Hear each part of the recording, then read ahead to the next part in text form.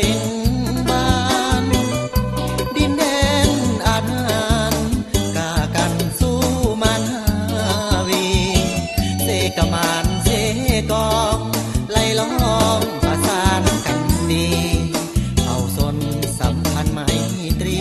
ร่วมสามัคคีหากันมันแกน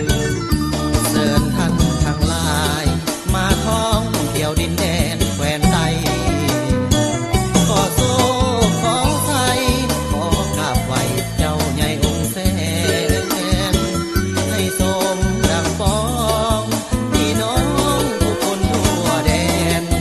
มากราบไหวมีฝ่ายผู้แทนขอให้แน่นแก่นหลายๆประการแขวงอัตตปือนี่คือถิ่นฐานบ้านเฮาอย่าลืมเด้อสาวที่ไม่ลาวต้องมาสงกรานต์คงได้พบกันสร้างสรรค์พี่น้องทางบ้านยินดีต้อนรับทุกวันขอเชิญทุกท่านเที่ยวอาตะปือ